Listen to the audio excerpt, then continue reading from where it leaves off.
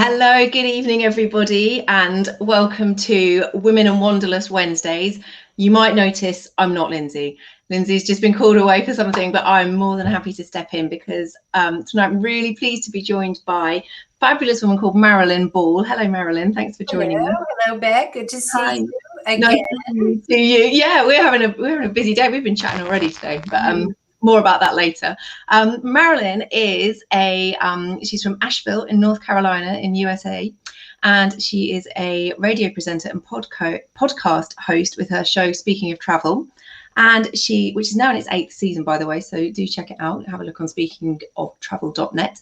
And she's also an author who's written her book, The Rise of Asheville, An Exceptional History of Community Building. So I'm really excited to hear more about Asheville. It just sounds like an incredible place. So thanks, Marilyn, for joining us. Thank you for having me. Pleasure.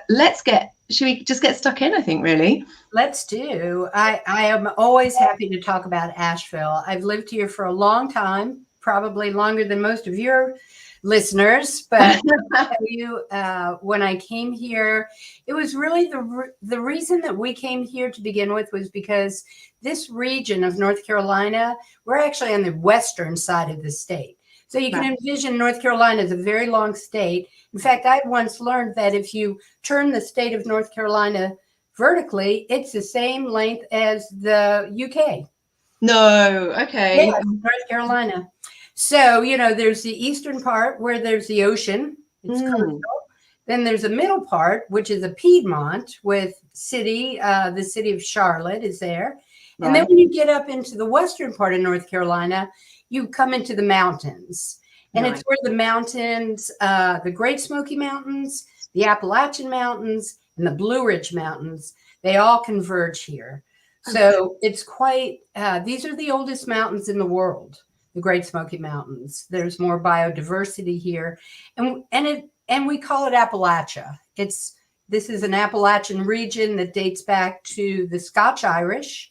They first settled here because this land reminded them a lot of their land, where they came from. Oh, okay. And the Scotch-Irish brought with them their music and their food and their culture, and they mixed with the people who were living here already, the people of Appalachia and the Cherokee Indians. This is the home of the Cherokee Indian Reservation, the Eastern Band of the Cherokee Indians. Of course, they say they've been here for 10,000 years. What? So, no way. I didn't realize it was. I knew they had an old claim. I didn't know it was that old. It is that old, yeah. So you can imagine already what that feels like, that deep history, very long traditions that were all kind of assimilated into the people who came here. So when I came here, that was what a lot of people were looking for, a place of tradition and heritage, rich history, and community.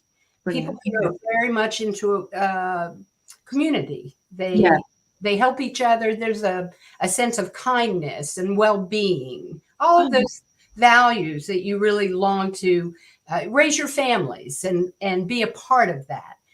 So when we came here, the city of Asheville was actually, this is an interesting story, but I feel it's important for you all to know kind of what happened. Asheville, North Carolina was actually a tourist destination back in the 1800s. George Vanderbilt came here and built his summer home here. And so when George Vanderbilt came here into the beautiful mountains, he brought with him artists from all over the world, horticulturists from all over the world, who eventually settled here. They came and they loved it, and they came and built their homes. So we have actually the second largest city in the United States with the most Art Deco. So the buildings are very beautiful, very Art Deco. But what happened was, because of all of this beautiful, beautiful landscape and buildings, it was a tourist destination, and people would come here to vacation. It was also a very wellness place. People came here for healing. They had some spring waters and that sort of thing then? There's hot springs, there's forest. Yeah. When you're in the forest, there's a lot of healing power in the forest. And this is all mountainous, forested mountains. So it's actually quite beautiful and quite rich in the senses and how you feel when you're here. And it's a four season climate. So there's actually 4 distinct seasons, and you merge into each one. And it's a beautiful cycle, and you feel that, when you're here. Yeah. So during the Depression, when the Depression came, everything shut down because of the Depression. And the city of Asheville had a debt that they had to pay back. So they did, and they made a commitment they weren't going to pay that debt back until they weren't going to open up the city really again until that debt was paid. And that took 50 plus years. And right. So all those beautiful Art Deco buildings became decayed, although there were businesses there, local businesses were there. The city, when they finally were able to wake up again, they decided they were going to build a downtown mall and tear down all those buildings because they were so dilapidated, Right, okay. But the people who were here rose up and said, no, you can't do that. This is a beautiful city and we want to keep it that way. And they kind of had there were a lot of debates and a lot of mercy about that, but the people won. And with that started our Historical Preservation Foundation and Society, our Downtown Association.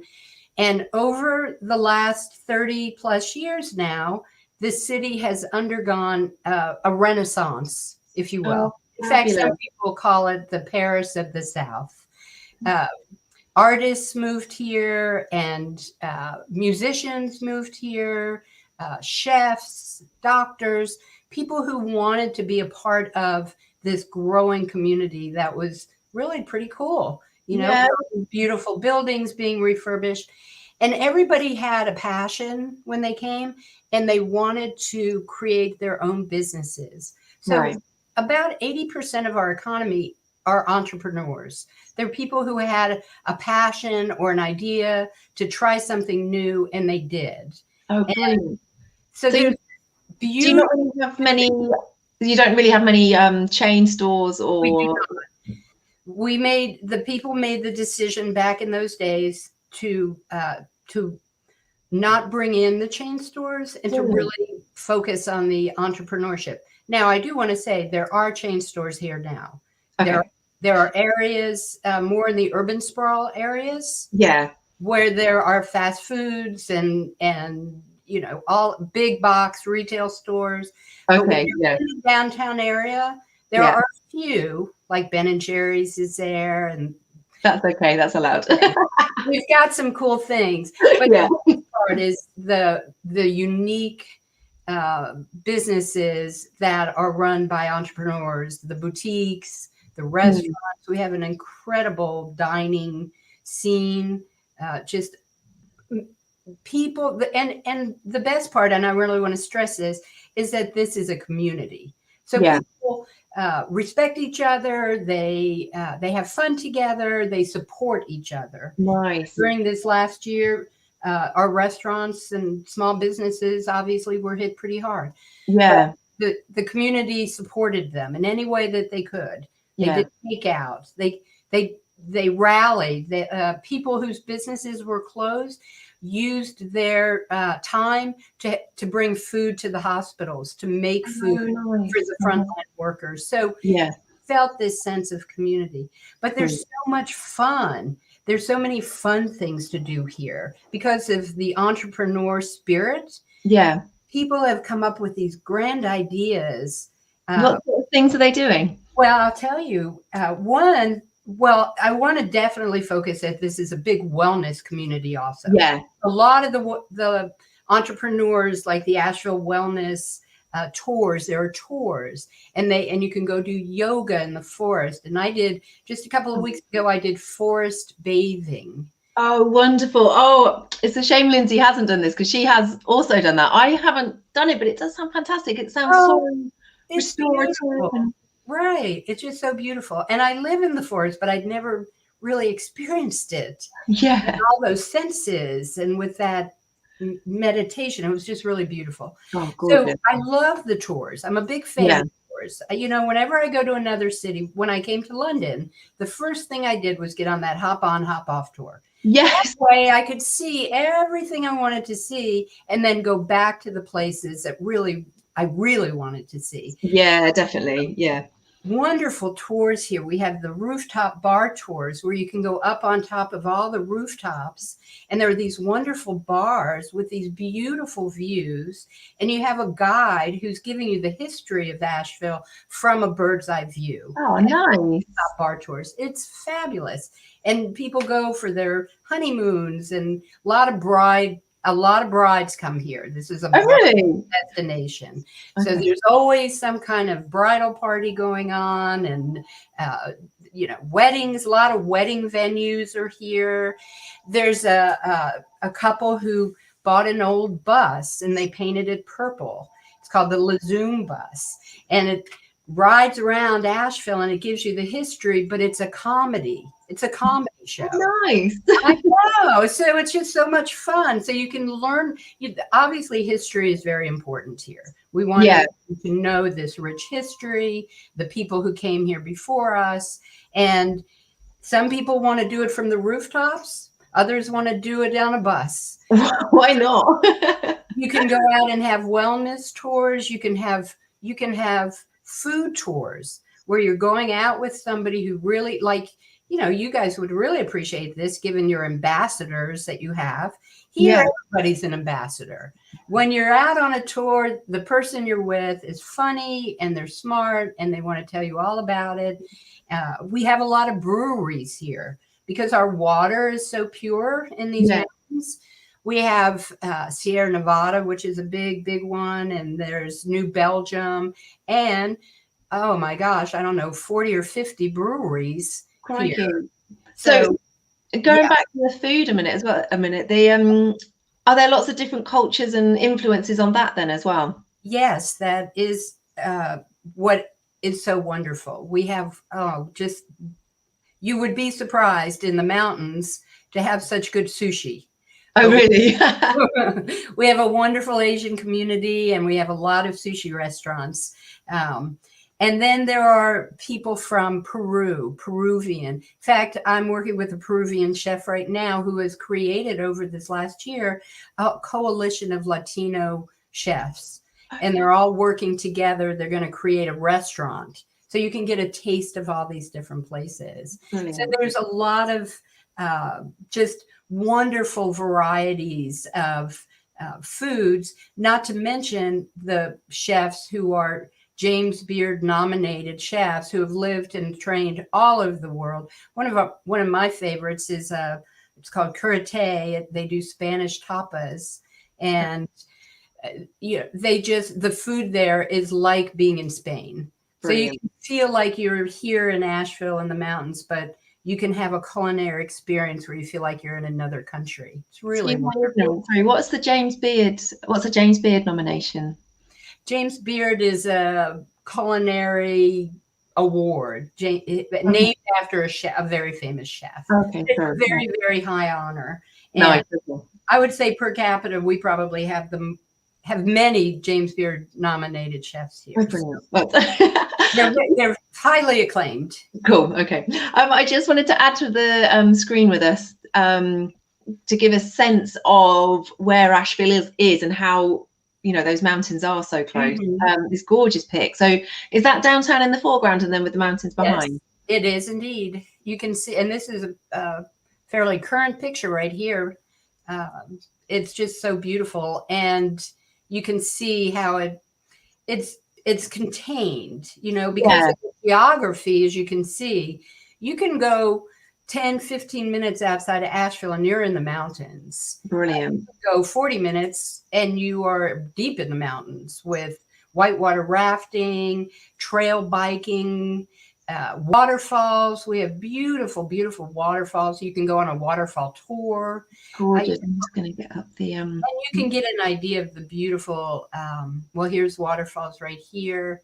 Just absolutely stunning. And there's so many of them. So...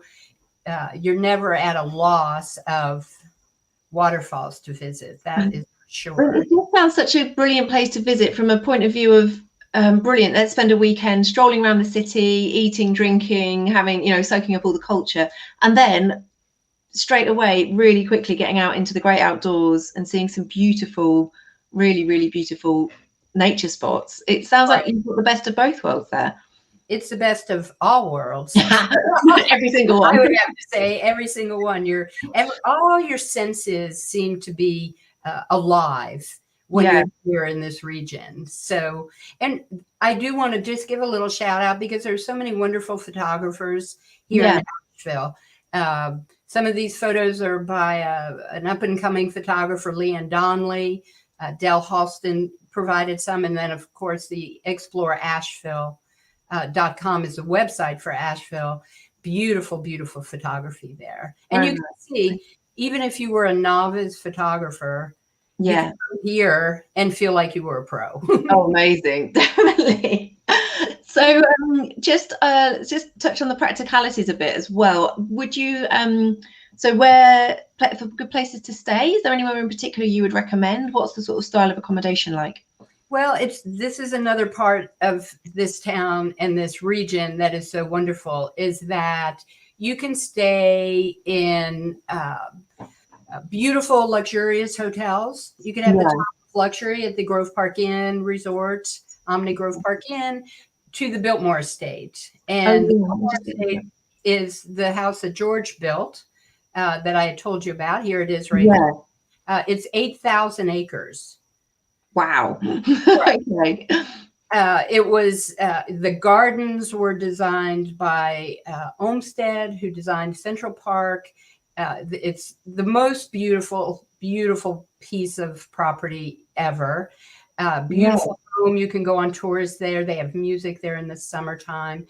So they have a hotel. They have a luxury hotel, and then they also have, it's the Inn on Biltmore, and they have another hotel as well. So you could stay there, but you could also stay in some of the many boutique hotels.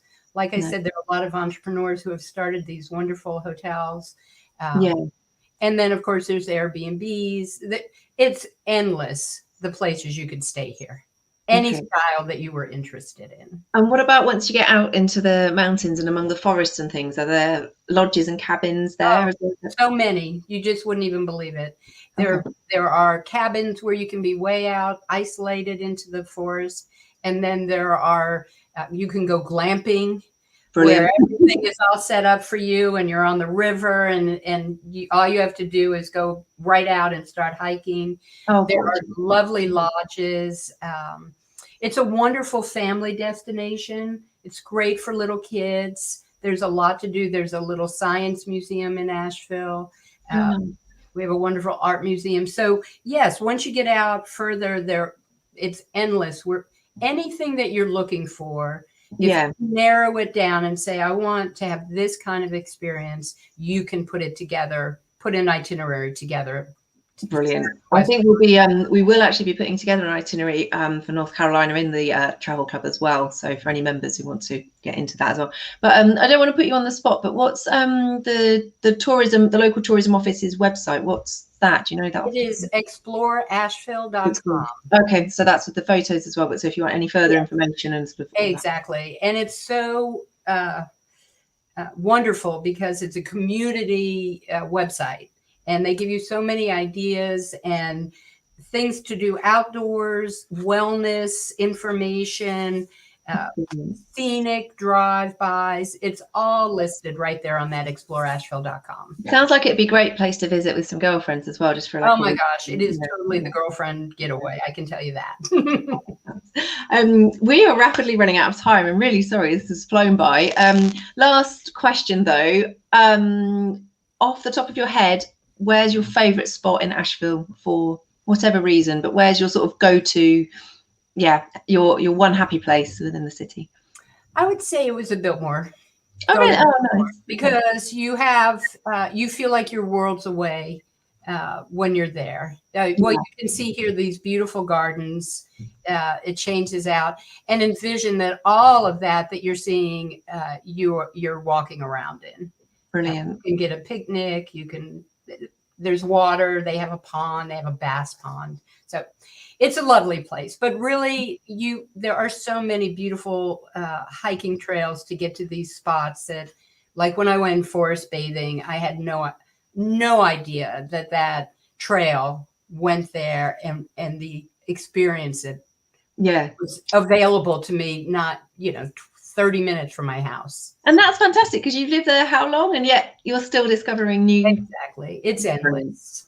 Oh, fabulous. Well, thank you so much. Thank you, Beck, for having me. No, pleasure. We could, can't wait to actually come and visit you and see it all for the. You must come over. You must come over, especially being a mountain girl. You would love it. Yeah, definitely. Right up my street. Great food, great mountains. Yeah, just. And I just want to put a little shout out to our interview on Speaking of Travel today, and our conversation, which I will send you a link you can share with your audience. Oh, fabulous. Thank you. Yeah, it was great. I was a guest on Marilyn's podcast earlier. So yeah, super nice. So yeah, it's been a great mutual day of learning lots about each other. It's been really nice. So yeah. Exactly. Thank you. So yeah, thanks everyone for tuning in and watching, and thank you most importantly to Marilyn for joining us and sharing all your knowledge. So yeah, we'll be back again. Lindsay I'm sure be back again next week. In the meantime, enjoy the rest of your evening. Thanks, guys.